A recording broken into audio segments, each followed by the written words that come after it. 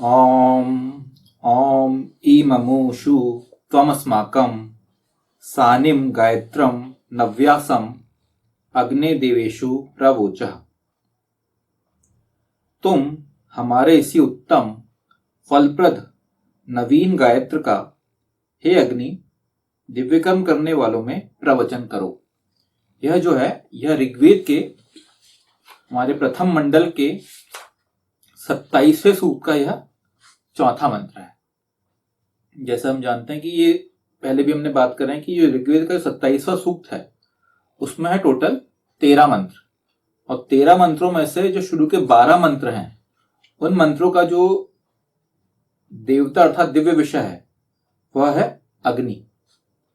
पूरा जो सूक्त है उसके जो ऋषि हैं, मतलब जिन्हें ऋषि मतलब क्या होता है, ऋषि वो होते हैं कि जिन्हें वो मंत्र साथ में दिखा था। मतलब क्या होता है, जैसे पूरा ऋग्वेद है, ऋग्वेद का जो प्रकाश हुआ था वह भगवान अग्नि पे हुआ था, और 7 जो साक्षी होते थे वो ऋषि होते थे कि इसके अलावा भी भगवान अग्नि ने जो लिखे उसको क्या, देखिए वेद जो है वह है पहले अगर आप देखेंगे साउथ में, अगर आप जाकर भी देखेंगे लोग कंठस्थ रहता था। वेद जो था यह सृष्टि का संविधान है। कैसे है, क्योंकि जो सारे नियम बने हुए हैं, नियम तो बने हुए हैं लेकिन नियमों को, अब जैसे नियम क्या है, अभी आप ऐसे समझिए कि एक नियम यह है कि हर दिन सुबह मॉर्निंग में सूर्य उदय होता है पूर्व से और शाम को सूर्यास्त होता है पश्चिम में।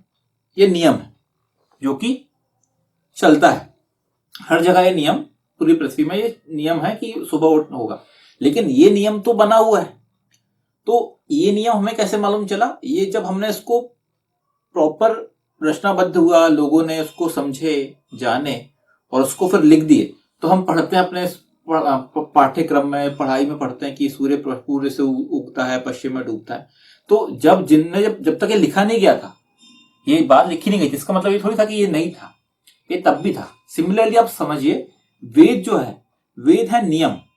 तो नियम क्या है, सृष्टि पे आच्छादित, सृष्टि पे पूरी तरह से ये नियम बने हुए हैं। लेकिन ये जो नियम थे जब से सृष्टि बनी है, सृष्टि को बने तो ईश्वर ने, ईशान ने सृष्टि को अनंत सालों से पहले ही बना चुका, बहुत सालों पहले बना चुका। लेकिन पृथ्वी में जब वेद की संरचना हुई, मतलब वेद का जो रचन हुआ, लिखा गया, रचना की गई, तो वही जो नियम थे उन नियमों को लिखा गया। तो आप ये नहीं बोल सकते कि वेद जो वेद है, अपने वेद को आप ये नहीं बोलेंगे कि वेद ऋषियों द्वारा लिखे गए। वो एक तक सही है, वो बात सही कि रचना जो है वो ऋषियों ने की, जैसे ऋग्वेद भगवान अग्नि ने लिखे, रचनाबद्ध करें, लेकिन जो नियम है वह ईश्वर के द्वारा प्रदत्त है। ये दोनों चीजों को हमें समझने की आवश्यकता है। जहां पे हम बोलते हैं कि ईश्वर द्वारा प्रदत्त है वेद, तो फिर दूसरे लोग बोलेंगे कि नहीं, ये तो तुम कैसे बोल सकते हो कि ईश्वर के द्वारा प्रदत्त है, ये तो भगवान अग्नि ने लिखे हैं। वह बात सही है, भगवान अग्नि ने उस चीज को रचनाबद्ध करें, लेकिन जो नियम है वह पूरे व्याप्त है हमेशा से। तो वो जो नियम है वह ईश्वर ने दिया था। तो उसके लिए हम बोलते हैं कि वेद जो है सृष्टि के शुरुआत से ही वेद इंप्लीमेंटेड है, और उसकी रचना हमें बाद में, जिससे आलोक पर्व मनाते हैं। वो आलोक पर्व का मतलब क्या होता है, मतलब जो दिवाली का त्योहार होता है, दिवाली का त्योहार को ये माना जाता है कि वेद की जो रचना है वो उस दिन से स्टार्ट हुई थी। उस दिन मतलब वेद की रचना स्टार्ट की गई थी, भगवान अग्नि के द्वारा ऋग्वेद की रचना हुई थी, तो वो आलोक पर्व मनाया जाता है, वो इसको हम दिवाली बोलते हैं। तो पॉइंट क्या है यहाँ पे कि जो ऋषि हैं पूरे सूक्त के, वह है भगवान वेदर्षि, शुनशिप, आजिगर्ती, और जो देवता है, जैसे मैंने पहले बोला देवता है अर्थात दिव्य विषय जो है वह है अग्नि। अब इसमें एक और बात हो जाती है, अगर मैं बिल्कुल इनिशियली हम इस बारे में बात कर रहे हैं, तो आप ये सोच सकते हैं कि जब स्टार्ट हुआ वेद का, ऋग्वेद का स्टार्ट हुआ, जैसे हमने बोले कि ऋग्वेद भगवान अग्नि के द्वारा लिखा गया, भगवान अग्नि पे प्रकाशित हुआ। हम बोलते हैं प्रकाशित हुआ, प्रकाशित हुआ मतलब उनको दिखा तो उन्होंने लिख लिया। तो उन्होंने जो स्टार्ट करे वो अग्नि सूक्त से क्यों किए। तो लोग जो, हम अगर बाकी के जो वेद भाष्यों को पढ़ेंगे, या बाकी जो बाहर के लोग हैं जिन्हें वेद के बारे में जो ये बात बोलते हैं कि वेद में भगवान अग्नि की, भगवान इंद्र की, भगवान वायु की, इनकी उपासना की गई है, यह उनके लिए है कि एक्चुअल में ऐसा कुछ नहीं है, किसी की उपासना नहीं की गई। यहां पे दोनों डिफरेंस है चीजें। भगवान अग्नि पे प्रकाश हुआ और उन्होंने अग्नि सूक्त से वेद का स्टार्ट किए, और पहला शब्द जो है वह है अग्नि। तो अग्नि का मतलब प्रकाश की ओर ले जाने वाला, मतलब वो जो इनलाइट करे, जो लोगों को सही राह दिखाए, प्रकाशित करे, वह है अग्नि। तो ये जो है, आप ये बोल सकते हैं कि यह एक,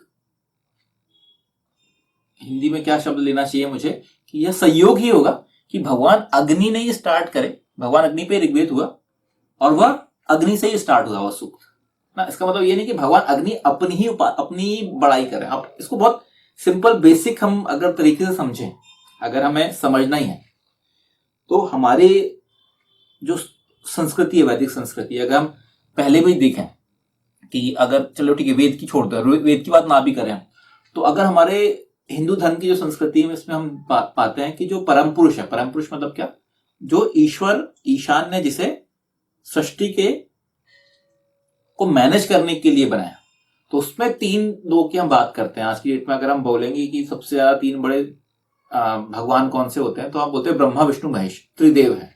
ठीक है, इस बात को सभी लोग मानते हैं, सारे सनातनी सभी लोग मानते हैं कि त्रिदेव जो है ब्रह्मा विष्णु महेश, एक ने सृष्टि की स्थापना की, संरचना स्टार्ट किया, सृष्टि बनाई, एक सृष्टि को मैनेज करते हैं, और एक सृष्टि को कंप्लीट होने के बाद नाश करके नया स्टार्ट करते हैं, रीसेट करने का काम करते हैं। ये भगवान शिव, तीनों का अपना काम है। तो जब तीनों इतने इंपॉर्टेंट हैं, तीनों के बारे में ही बताया गया, जो तीनों सबसे बड़े आपके परम पुरुष हैं, ठीक है, तो जब वेद की स्थापना, वेद की जब शुरुआत हो रही है, तो भगवान अग्नि अपनी बड़ाई क्यों करेंगे? इसको बहुत ही लॉजिकली सोचने की जरूरत है। कहो मैं अग्नि का ईडन करता हूं, मतलब आप भगवान अग्नि, पहले तो हमारे यहाँ के जो देवी देवता होते थे, हमारे जो ऋषि मुनि होते थे, कभी भी अपनी बड़ाई कभी नहीं करते थे। आप देखेंगे भगवान राम भी अपनी बड़ाई कभी नहीं करते थे। इवन आप ये देखेंगे, अगर अपने पुराने हम अगर वो देखें, क्या कहते हैं, सीरियल वगैरह देखें, उन सीरियलों में आप पाएंगे कि भगवान जो विष्णु है और भगवान शिव है, इन दोनों का जो व्यवहार होता था एक दूसरे के प्रति बहुत ही प्रेमपूर्ण होता था। आप देखेंगे बहुत सारे सीरियलों में आप देखेंगे कि भगवान विष्णु वो काम कर सकते थे, लेकिन कुछ भगवान विष्णु कुछ काम वो खुद नहीं करते थे, वो भगवान, क्योंकि भगवान शिव ने किसी को वरदान दिए हैं, तो फिर वो उनकी बात को कभी काटते नहीं थे, उनको वो मैनेज करते थे। तो भगवान शिव और भगवान विष्णु के बीच का जो वो था व्यवहार, देखेंगे आप, बहुत ही प्रेमपूर्ण, बहुत ही अच्छा था। और एक दूसरे के बारे में वो उनके करते कि आप ही सबसे ऊपर हैं, आप ही सबसे बड़े हैं। और भगवान शिव बोलेंगे तो भगवान विष्णु को हमेशा आगे करते थे। तो जब हमारे यहाँ के भगवान, आप इनको देखेंगे, भगवान खुद की अपनी तारीफ नहीं करते थे, वह हमेशा दूसरों को आगे रखते थे, तो क्या भगवान अग्नि जो है वह वेद की शुरुआत में खुद की तारीफ करेंगे? ये इम्पॉसिबल है, ऐसा नहीं है। तो यहाँ पे जो वेद अग्नि की जो बात की गई थी, अग्नि का मतलब यहाँ पे वेद की शुरुआत का पहला मंत्र अग्नि मतलब ईश्वर से बात की गई थी। ईश्वर मतलब ईशान परब्रह्म परमात्मा, इसमें वेद में ईश्वर को ईशान बोलते हैं। तो अग्नि जो ईशान है, क्योंकि अगर आप पूरा आगे का मंत्र पढ़ेंगे, अग्नि में मिले, जिसकी मैं ईडन करूं, जिसकी उपासना करूं, पुरोहित का, यज्ञ के देव का, ऋत्विज का, होता का, रत्नधर, ये सारी जो विशेषताएं हैं, ये भगवान अग्नि पे भी हो सकती हैं, लेकिन ये सबसे बड़ी जो इनकी विशेषताएं वो ईश्वर की विशेषताएं हैं सारी। बाकी इंसानों के अंदर विशेषताएं थोड़ी कम ज्यादा हो सकती हैं, लेकिन ईश्वर के अंदर जो विशेषताएं हैं वो फुल्ली रहती हैं, कंप्लीटली रहती हैं। तो यहाँ पे ये क्लियरली बताने की आवश्यकता है कि हमारा जो वेद है उसमें जो अग्नि से शुरुआत हुई, या भगवान अग्नि पे जो ऋग्वेद का प्रकाश हुआ, वह बिल्कुल हुआ भगवान अग्नि पे ही हुआ, लेकिन अग्नि सूक्त में या अग्नि ऋग्वेद में कहीं पे भी ये बात नहीं हो रही कि भगवान अग्नि की उपासना करें। ये बाकी के जो वेद भाष्य हैं, बाकी के जो, अगर आप बाहर पढ़ेंगे हिंदी में, इनको समझने की कोशिश करेंगे, तो हमें हमेशा लोगों के द्वारा यही सुनने मिलता है कि वेदों में तो भाई भगवान अग्नि की, भगवान इंद्र की, भगवान वायु की, आदित्य की, इन सब की उपासना, सूर्य की उपासना की गई, इनकी उपासना की गई। ये सही नहीं है। उपासना सिर्फ और सिर्फ ईश्वर की गई है, ईश्वर की उपासना की गई है। बाकी लोगों के जीवन से आपको, बाकी जितने भी लोग होते हैं ईश्वर के अलावा, जितने भी ये जो लोग हैं भगवान है, ये सारे के सारे आप इनको बोल सकते हैं परम पुरुष। परम पुरुष मतलब, या परम पुरुष बोल सकते हैं, या इनको बोल सकते हैं कि ऐसे लोग जो कि ईशान के द्वारा प्राप्त शक्तियों के द्वारा अपने अपने स्तर पर चीजें मैनेज कर रहे हैं।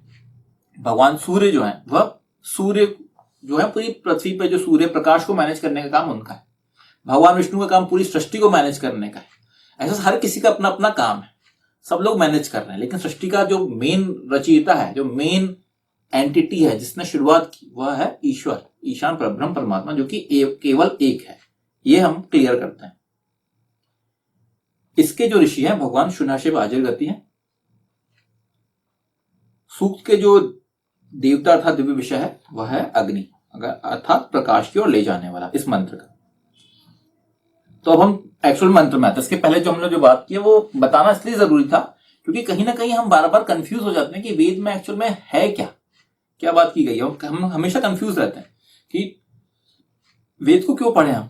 इससे अच्छा तो हम विष्णु पुराण पढ़ लेते हैं या शिव पुराण पढ़ लेते हैं, वहां पे तो भगवान विष्णु भगवान शिव के बारे में बात बताई गई है। हमें भगवान अग्नि की उपासना करने से हमें क्या फायदा।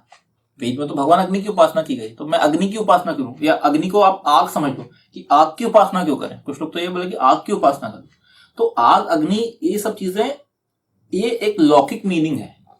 अग्नि की जो मेन मीनिंग है वैदिक संस्कृत के हिसाब से वह है अंजनी, प्रकाश की ओर ले जाने वाला। अब हम इस मंत्र में आते हैं। तुम हमारे इसी उत्तम फलप्रद नवीन गायत्र का हे अग्नि दिव्यकर्म करने वालों में प्रवचन करो। तो जैसा कि ये मैं इसका पदार्थ पढ़ रहा हूं इस मंत्र का, उसमें क्लियरली बता दिया गया है। इसी में पढ़ के आपको समझ में जाएगा कि ये मंत्र क्या बात कर रहा है। मंत्र ये बोल रहा है कि तुम हमारे इसी उत्तम फलप्रद नवीन गायत्र का हे अग्नि दिव्यकर्म करने वालों में प्रवचन करो।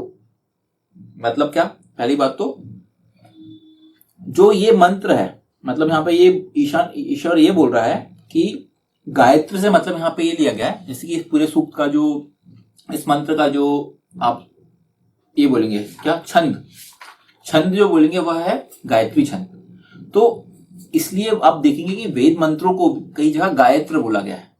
गायत्र मतलब क्या, वो वेद मंत्र जो गायत्री छंद में है तो उनको गायत्र बोल देते हैं कि गायत्र।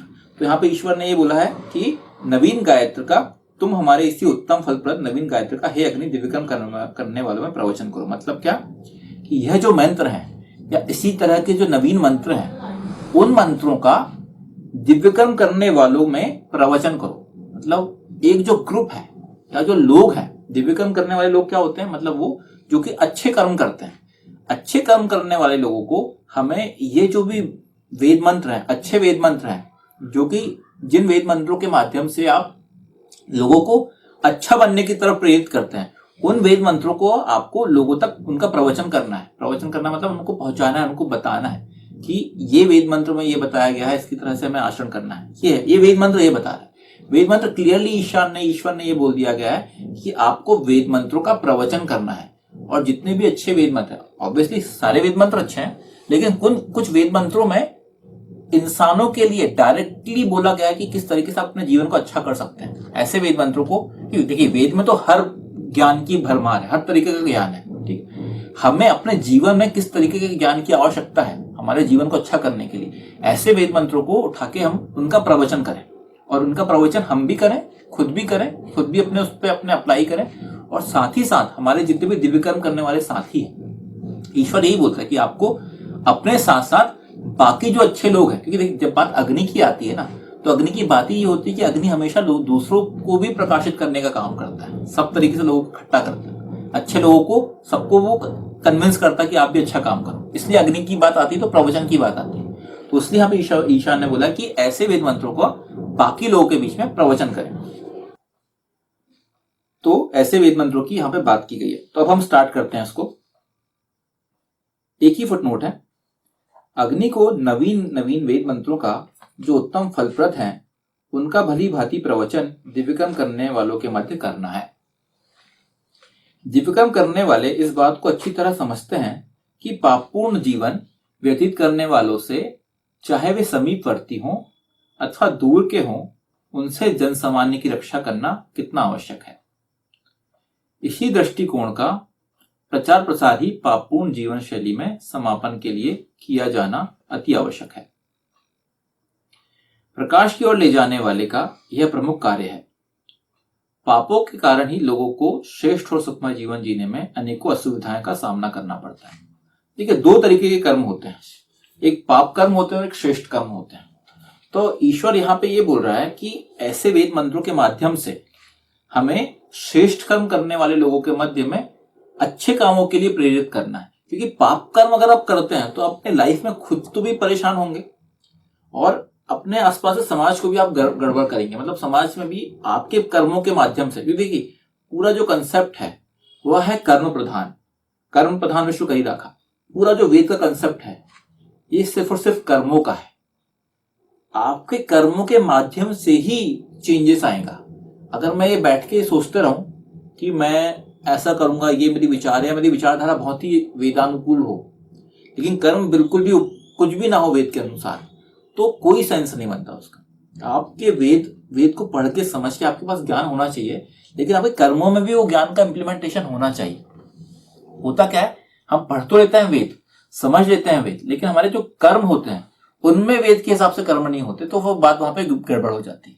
तो क्या होता है, अगर आप पाप कर्म करेंगे तो पाप कर्म करने से क्या होगा, आपका खुद का जीवन भी खराब होगा और आपसे एसोसिएटेड, आपसे जुड़े हुए जो लोग हैं उनका जीवन भी खराब होगा, क्योंकि आपके कर्मों का असर उनके जीवन नहीं पड़ेगा। जैसे फॉर एग्जाम्पल हम ऐसा देख सकते हैं कि अगर मैं एक परिवार का प्रमुख हूं और मैं वेद के हिसाब से काम नहीं करता, मैं पाप कर्म करता हूं, तो आप पाएंगे कि जो आपका परिवार है, परिवार में फिर आपका प्रमुख होने के बाद आपके जो बच्चे हैं, जो आपका पूरा परिवार है, पत्नी है, वो उनका जीवन भी, वो आप उनका जीवन को भी अच्छे तरीके से ऊपर उठा नहीं पाएंगे, क्योंकि वो भी आपसे इंस्पायर होकर वो भी ऐसे कर्म करेंगे। तो इसके लिए बात यह आती है हमेशा, वेद जो है पूरी तरह से जड़ पे घुस के बात करता है। वो ये बोलता है कि आपको पापपूर्ण कृत्य नहीं करना है, आपके कर्म से सुकृत की बात की जाती है हमेशा। सुकृत करे, अच्छे कर्म करने वाले हो, और अच्छे कर्म करने वाले होने के साथ साथ आपको फिर आप आगे बढ़े अपने जीवन में और अपने एसोसिएटेड लोगों को, जुड़े हुए लोगों को अच्छे कामों की तरफ प्रेरित करें। इस हेतु दिव्यकर्म करने वाले लोगों का सुनियोजित और संगठित रूप से प्रयोग किए जाने की आवश्यकता है। वे अपने दिव्य कर्मों से पुण्य कर्मों की वृद्धि और पापपूर्ण कर्मों की कमी लाने के कार्य में अपना बहुमूल्य योगदान दे सकते हैं। किंतु इस विषय में दिव्यकर्म करने वालों को निरंतर ऐसे वेद मंत्रों के प्रवचन से प्रेरित करते रहने की आवश्यकता है। होता यही है, होता क्या है कि हम खुद भी अपने जीवन में देखें, अगर आप कोई एक मोटिवेशनल बुक पढ़ लें या कोई मोटिवेशनल थॉट को सुन लें, जैसे हमारे पास आज के डेट में क्या इंटरनेट की सुविधा है, यूट्यूब आप उठाएं और यूट्यूब में एक मोटिवेशनल स्पीकर का कोई जो बोलने वाला बंदा है उसका आप वीडियो सुन लें, 5-10 मिनट 15 मिनट सुन लें, आप बहुत ही ज्यादा मोटिवेटेड हो जाएंगे। और मोटिवेट होकर शायद आप उस दिन अच्छा काम कर लें और उस दिन भर अच्छा कर लें, सुबह अगले दिन तक थोड़ा बहुत थॉट रहे, तो आप पाएंगे कुछ टाइम के बाद, एक दिन के बाद या अगले दिन सुबह उठे, वो सब जितने थॉट थे वो सब ऑटोमेटिक जीरो हो जाते हैं। तो क्या होता है, आप जो चीजें रिसीव करते हैं, जो थॉट आपको इंस्पायर करते हैं, जो रिसीव करते हैं, वह थॉट का जो ड्यूरेशन है वो बहुत कम टाइम का होता है। इसके लिए यहाँ पे बार बार रिपीटेशन की बात की जाती है। वेद क्यों बोलता है कि वेद में ही क्यों इतने सारे मंत्रों का रिपीटेशन किया गया, वो इसलिए किया जाता है कि आप चीजों को बार बार रिपीट करें, फिर से आप समझें। इसलिए हम क्यों बोलते हैं कि वेद को हम हर दिन सुबह शाम में वेद पढ़ना चाहिए, क्यों स्तवन करना चाहिए, क्यों वेद का पाठ करना चाहिए, इसलिए बोला जाता है क्योंकि आप हमेशा कनेक्टेड रहें, आप हमेशा इन चीजों से कनेक्टेड रहें।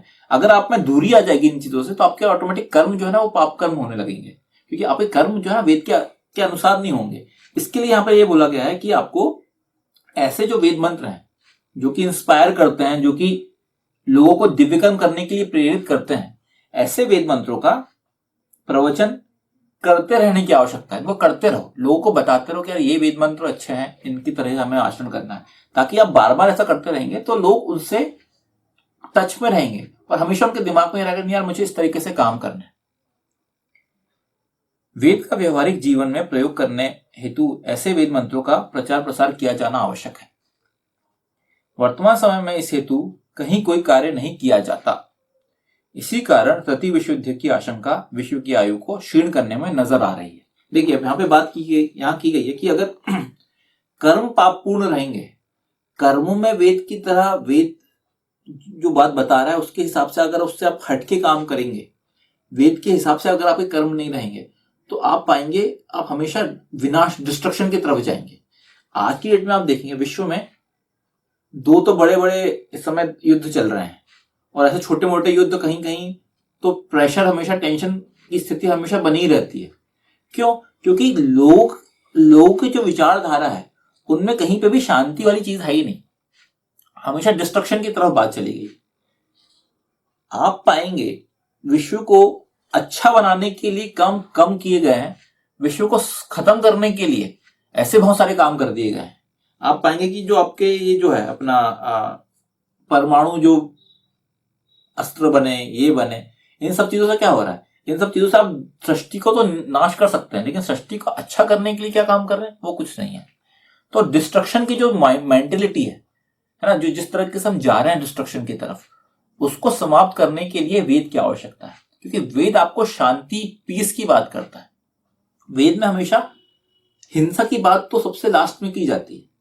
वेद में हमेशा कंस्ट्रक्टिव बात की जाती है, कंस्ट्रक्शन कैसे किया जाए, अच्छा कंस्ट्रक्शन कैसा किया जाए, ना कि डिस्ट्रक्शन की बात करते हैं। इसके लिए ये ऐसे जो वेद मंत्र है, ये जो वेद मंत्र है वो यही बताता है कि आपका काम क्या करना है, आपको इन वेद मंत्रों के द्वारा लोगों को प्रेरित करना है कि भाई अपने जीवन में अच्छे कर्मों को आप करते रहिए और अपने जीवन को सुखमय बनाते रहिए।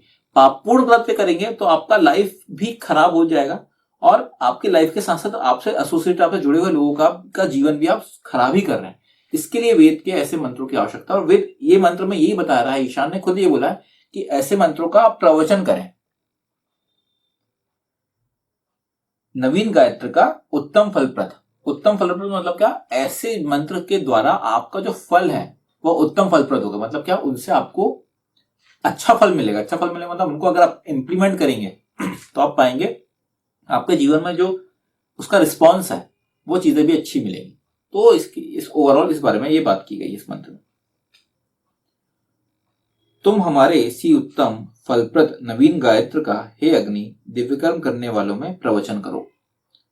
ओम ओम इममुषु त्वमस्माकं सानिम गायत्रम नव्यासम अग्ने देवेषु प्रवोचः।